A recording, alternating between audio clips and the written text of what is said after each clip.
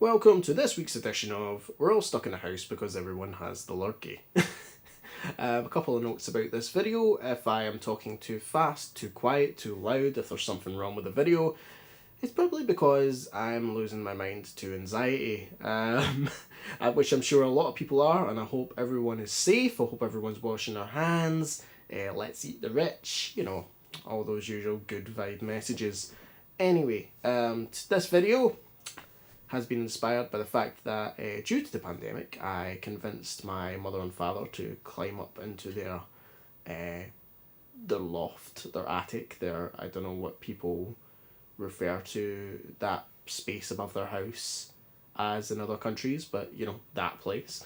And they retrieved my original PlayStation 1. Now there it is there, sitting next to the TV. There's nothing special about this PlayStation 1, it's basically just an ordinary console. But it's mine, and it holds a lot of, nostalgia and memories for me.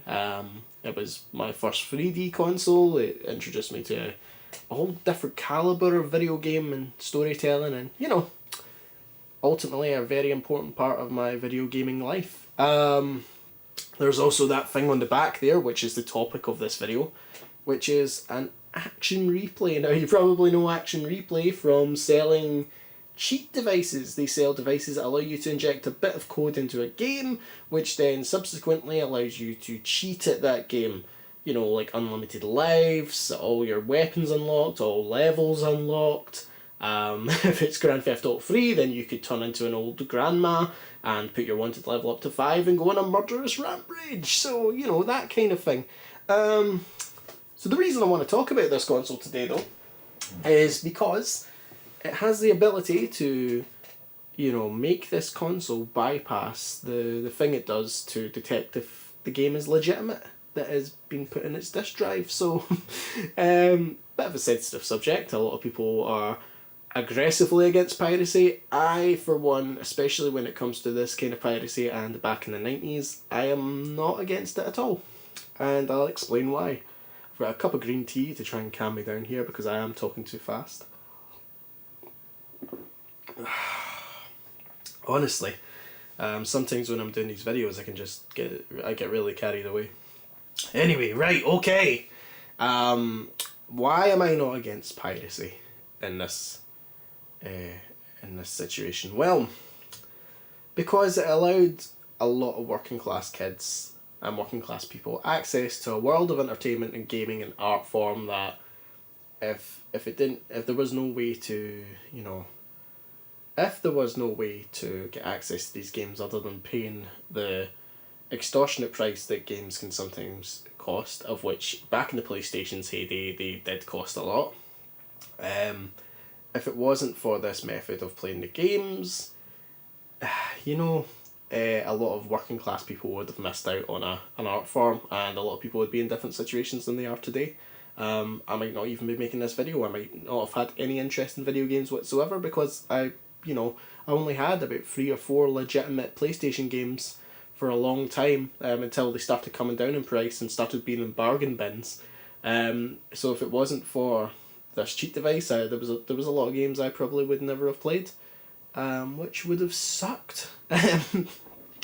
So basically what I'm saying is this device basically helped a whole class of people get into gaming, as far as I'm concerned, so I do not condemn it whatsoever. I do have a problem, obviously, with people making money off other people's work. So when me and my granda used to go down to the market and there was a guy with a stall and he'd be selling all these burned games, yeah, he's a bad man. He's making petty cash off of other people's work, which isn't nice and it isn't good and it shouldn't happen.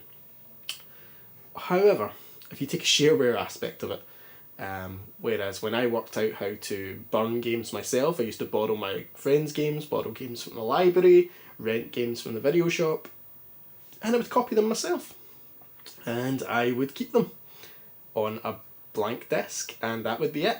And once I figured out that I could just basically put a PlayStation game in my CD drive on my computer, and then stick a blank disc in the other drive on my computer, and then it would burn it for me using Nero Burning ROM, which, as a 9-year-old, 8-year-old, you don't really need to worry about it being technical, because all you're doing is putting 2 discs in and pressing a button. Um, yeah, once I figured out how to do that, I basically became self-sufficient with these games, in terms of, you know, not having to pay the extortionate price in the shops. So, yeah, that is my stance on piracy. I'll maybe do a video talking about the more complex parts of piracy, blah blah blah blah, in another video. But today we're just looking at this action replay, and I'm already ranting on a bit too much. Anyway, another swig of green tea. So what we're going to look at? We're going to look at how this device manages to make the PlayStation skip past the anti-piracy and region locking abilities that the console has. And we're going to look at how that works in practice. Now, this action replay won't work with every PlayStation in existence. I'll show you why. So the action replay itself plugs into the back of the console, which I've got another PlayStation here basically that I can show you. There we go. So it plugs into there. Now that's a parallel port. It's usually for developer purposes, but in this case it allowed people to make devices of which could manipulate the system. So I'm not going to get into technical details of that. This isn't really a technical video. I could get into the technical details, but you probably don't want to listen to a load of gumph about that. There's actually some really good videos out there on YouTube explaining how this console dealt with copy protection and region locking.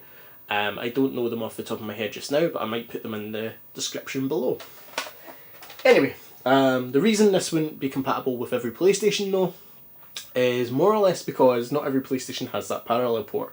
When they clocked onto the fact that the system was vulnerable to being having its protection aspects bypassed, they stopped putting it on the console, and ultimately when they redesigned the console into this little guy, which is a PS1 as it's known, you know, looks like a little bar of soap or something like that.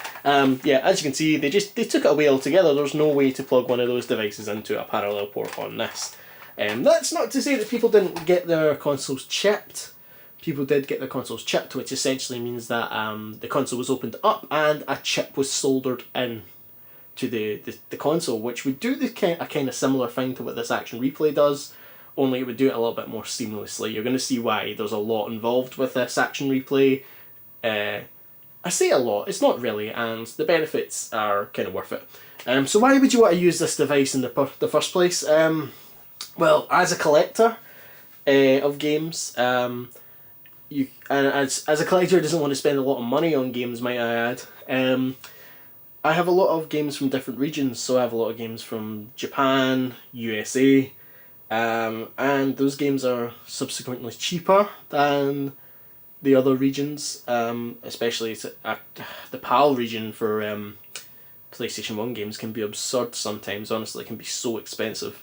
I suppose just there's a lot of games that just didn't come out over here, or they did come out over here but they just didn't have a lot of print, or they just weren't popular, blah blah blah.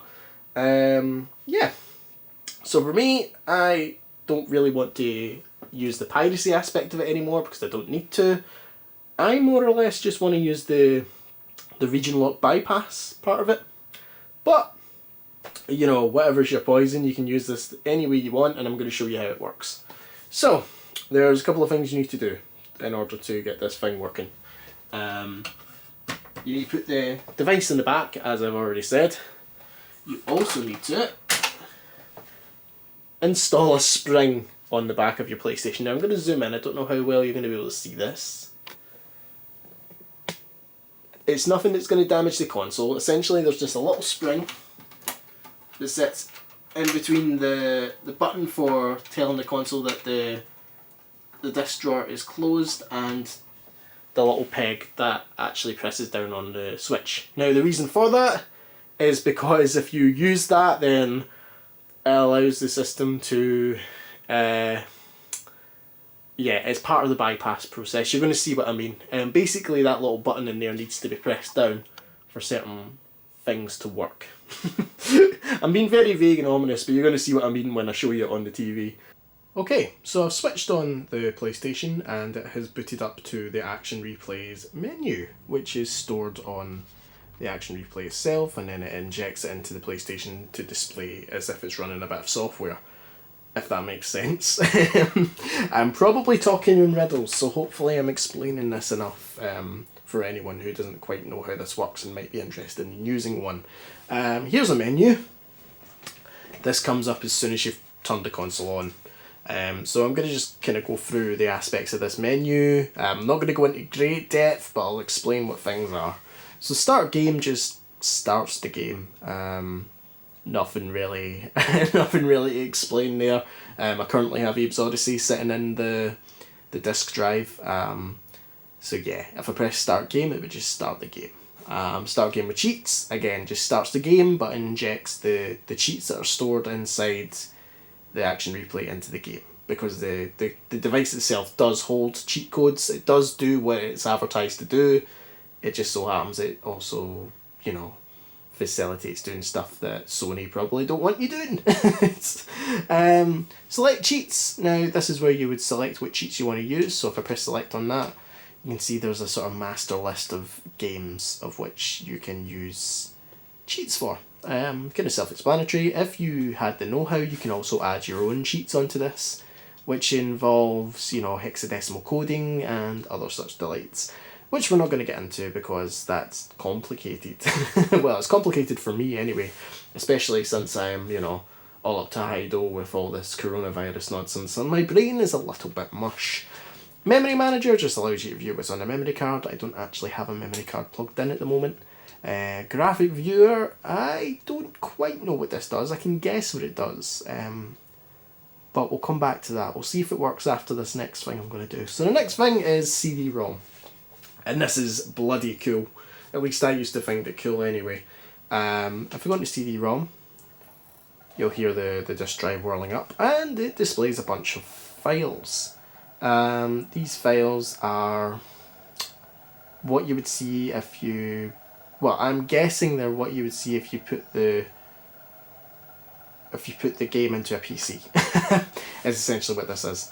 Whether or not the PlayStation interprets them differently from a PC, because Windows obviously might not know what to do with certain files.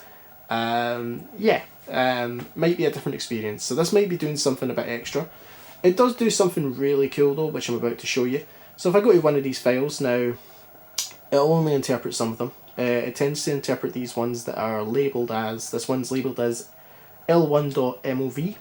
So if I press on that, it opens up the file or the folder, and it's got a movie file and an audio file according to this. So if I press on the movie file, now this is really cool, because what this is it's actually taking the sort of FMV sequences in between sort of well, basically when you go through a door in Abe's Odyssey, because of the way Abe's Odyssey's made, everything's sort of it's not 3D, but they've kind of put FMV stuff in between it to make it seem like it's 3D, which is really cool. But this is essentially showing us what the game is loading when it loads up one of those sequences. My test was completed. I expected to rest. So there it's loading up the intent of my basically a whole level's FMV sequences. Each hand, they could shut down ruptured farms and restore the lost land. Anyway, yeah, so you get what I mean by that. Basically each one of these files has all the FMV sequences for a specific part of the game, and the game will know what to load based on, you know, I guess what it's programmed to load. So it'll load that sort of file, and then it'll play each timestamp on the FMV sequence as is appropriate to where you are in the game, I suppose. Just really cool. What else is on this disc? I'll just see if I can do anything else. If you go down to the bottom, there does appear to be an SLES file, which is basically the game as I understand it, or at least the license, or something. I could go into depth about this, but again, my brain is mush today. So if I hit on that, it actually plays the game, I'm sure. Yeah, it plays the game, so it's going to play Abe's Odyssey. So that was on the disc. I just realised you can see me through the TV. Hello! Anyway, reset that, because we don't want to play Abe's Odyssey, we want to play something that the PlayStation can't actually play. Okay. So I'm going to show you how this works. And it might be a bit hard because it involves doing some some weird things, which you're going to see. At least it is quite weird when you think about it, but I'm going to try and explain the process of what's happening. So, I'm now on the floor, which is probably going to hurt my knees. We currently have Abe's Odyssey in there. This copy of Abe's Odyssey is a PAL region game. It's also a legitimate game. Just in case you're not aware, since I was condoning piracy earlier, just in case you thought I was a big dirty pirate and all my games are pirates. I don't actually have any pirated games anymore. That's just when I was younger. Anyway, what am I trying to say? What I'm trying to say is, this is a legitimate PAL copy of Abe's Odyssey. What we're going to do is, we're going to use this legitimate PAL copy of Abe's Odyssey to trick the console into thinking that everything is hunky-dory, which will subsequently allow me to play this. This is an American copy of Chrono Cross, NTSC region. Now that's important because this console can't play NTSC. It will block it due to its region lock practices, which are the same practices it uses to detect if a game is legitimate or if it's a fake copy. So basically, what this console is going to do right now will apply to burned games as well. So if you burned a game to a disc, this console is going to do the same thing to that disc as what it's going to do to this game I'm about to stick in. So what you do is, if I turn off the console. Now, when the console boots up, it does its check. It does its check to see if it's a legitimate game. If you kind of think of it in terms of time cues. So when it comes up the white screen with the Sony logo, that's when it's doing its check to see if it's a legitimate PlayStation game. If it's not a legitimate PlayStation game, you won't see the PlayStation logo come up. It'll just chuck you into the PlayStation menu and it'll say, this is an illegitimate game, or it's a game that can't be played on this console. You'll need to put one in that's legitimate. So you're going to see how that works. If I turn on the console, even though we're not getting that original boot up screen, the console's still doing what it would usually do, and it's checking to see if the game's legitimate. Because the action replay's in, it stops it from going any further. The console now knows that the game is legitimate, and it stopped spinning the disc, which is handy for us because it means we can take the disc out, which is why that spring's important, because without that spring I wouldn't be able to put my hand in and take the disc out, and if the button on the disc cover is unpressed, it then starts the process from the beginning, so we can't swap the disc. It'll know basically that I've swapped the disc. And now I'm going to stick in Chrono Cross, and on the controller, where did I put the controller? There it is. On the controller I'm going to press Start Game, and as you can see the discs started to spin up again because it doesn't have to check to see if it's legitimate. Give it a second.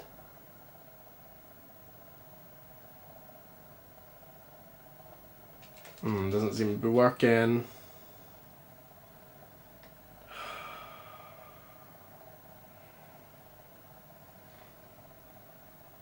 No, it doesn't seem to be working. Okay. It's just making an arse of me. We'll try it again. Let's try it again. Disc is in, console's on. I don't know if maybe because I left it so long. We'll see anyway. I'm going to stop talking and we're just going to see if I can get this to work. Right. Go. Disc out. Game in. Start game.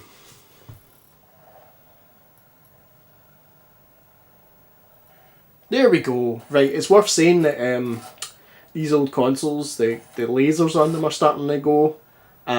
These things don't last forever, and lasers are susceptible to burning out. So it might be that this laser's getting a bit tired and it couldn't be bothered reading the game there after I'd swapped the disc. But as you can see, Chrono Cross is now playing on this console, even though this console isn't the correct region for it. Which essentially means you could play games from any region. Which is handy for game collectors because it means that you basically don't have to swap your consoles about or, buy expensive copies of which you probably can't afford. Anyway, so when I said I have no pirated games, I was telling a lie because there was actually a pirated game inside the console when I got it down from the attic. So, you know, I own this game now anyway, so technically this isn't an illegal copy anymore because I own the game, so this is just a backup of the game, if that makes sense. Kind of a grey area, but not really. Anyway, we're going to do it. We're going to play this illegitimate PlayStation game on this PlayStation, because that's probably why a lot of you are here. No, to be fair, I think a lot of you are probably more interested in the region locking, because that is a problem that a lot of collectors have today, and it's always handy to find out how you can play just every game on a console, so yeah, that's always nice. So, doing the same thing again, hopefully it doesn't make an arse of me this time.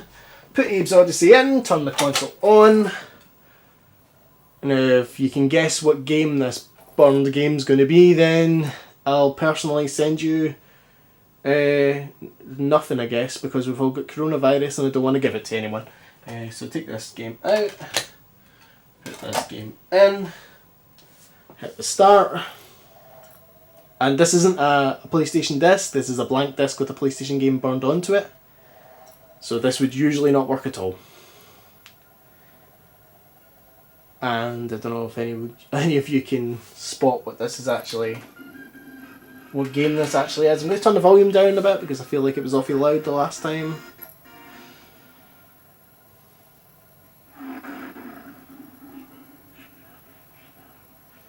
Have you guessed what it is yet? Simpsons Wrestling. There we go. So yeah, that's a burned game. That was burned from my PC. I copied someone else's copy of the game. I can't remember if I actually copied... Yeah, I can't remember if I actually copied this game or bought this game. I think I copied it. I think I rented it from Blockbuster maybe, or Global Video, and then I copied it myself. Anyway, as you see, the game works just fine. Nothing much to it. Once the game's in there, it doesn't know any better. It might as well be a legitimate game. Load times are all the same. The only thing I've noticed sometimes is that some of the FMV sequences can be a bit glitchy, and I don't know if that's because of the action replay or if it's because of the the fact it's a pirated game. I don't really know. Yeah, this is Simpsons Wrestling. Illegitimately acquired back in the 90s. Or at least I think this was 90s, I can't quite remember. It might have been the cusp of the 2000s, literally the year 2000. I've got a funny feeling it was like 1999 or 1998 or something. I've not played this game in years, God almighty. Of course I was going to pick Groundskeeper Willie, I need to stay true to my country. But yeah. Anyway, right, stop fooling about with that, turn that off. Get this illegitimate disc out of my system. You can close this cover, by the way, but the spring that's been in there from the original sort of usage of this has worn a little bit. So if I close the lid and open it back up, sometimes it doesn't press on the button. So I didn't want to chance that there. Anyway, a couple of things you probably want to know about this action replay. So one of the things you need to be careful of is the fact that if you're going to play a game that's not for your region, so a game from America, the NTSC region, a game from Japan, you need to make sure that the TV that you're using knows how to display that standard correctly, because if it doesn't, it's going to show up in a sort of grayscale tone and you're not going to see the colours correctly. This is something that happens in all consoles of a certain age, because NTSC was a completely different coding standard for its colour. So if you use the wrong TV, you're going to get a black and white image if you use a game that's not for your region. Apart from that, everything sort of works the way you would expect it to. So yeah, Action Replay Pro. If you're looking for a simple way to play backup games, to play like different regioned games, maybe there's homebrew stuff you want to play, this Action Replay is definitely a useful tool to have if you're getting into the original PlayStation. I know you obviously get that PSIO card, which is very similar to this actually. apart from it has an SD card slot on the top, and that's intended to basically eliminate the need to use the disc drive on the console at all, which to me I don't know, it's kind of getting a bit too far into the sort of, you know, you might as well just emulate. I don't know. There's a purpose for these things. If your laser burns out on your PlayStation, then, and if you can't get a PlayStation laser for the disc drive cheap enough, then you might want to, you know, keep the console alive by using such a device. But for me, I'm quite happy just using this wee guy, because this is what got me through the 90s anyway. Thanks for watching the video. I'll probably have another video up soon. I've got an idea actually for another piracy device on another console I have, so I might actually do a video on it. If you found this video helpful, discuss it below. If you liked the video, then great. I'm only making these videos for people to enjoy and for people to find useful, so thanks very much. Hope you all stay safe from coronavirus, and I'll catch you again probably soon, because I'm stuck in a house and I'm losing my mind. Bye.